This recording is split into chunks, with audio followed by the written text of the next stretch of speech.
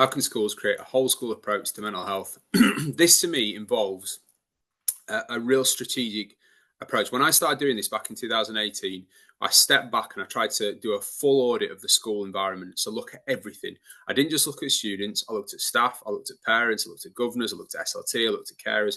I looked at everything to try and work out how I could make the school the best possible environment for well-being. And it is the old oxygen mask thing on the plane. You always put your own on first. So starting out by looking at staff well-being, having staff well-being at the heart of a school means that staff are able to support students. If you don't do that first, you create a real issue, because actually supporting student well-being does take resilience, and you need to have a staff body on board who are willing to and able to commit to it. So you need them in the best position possible. So looking at the structural issues for teachers, like things like calendars and timetables, flexible PPA, and putting in place as much as possibly possible to support them, then allows and creates the culture of being able to support young people. The other thing for me is about looking at all the external agencies you work with, mapping out all the interventions you have in place and being ruthless, being honest about the ones which have an impact and being honest about the ones which don't. And the ones which don't, you cut. The ones which do, you keep. And we are very good in education at quality assuring teaching. We are not very good in education at quality assuring pastoral interventions. And that's one of the things which makes the big difference, is actually being ruthless and being willing to say, I put the child at the center of every conversation I have. So if it's not having an impact on kids, why would I keep it in place?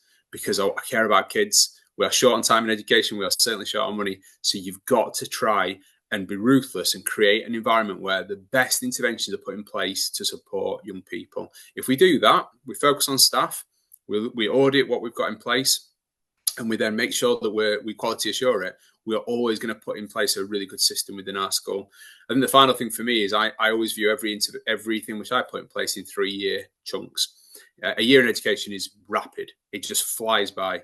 So actually, by thinking over 3 years, making changes over 3 years, what you do is you're looking at a longer term, and you're looking at embedding and creating the right culture. You can't just do that by putting in an initiative and then expecting it to make an impact. You have to take the time to make it worthwhile and have impact and get buy-in from all those around you. And that includes SLT, and that includes governors. So if you follow that approach, I always think one of the best things which I always reflect on for myself is, have I moved the school forwards from 1 year to the next?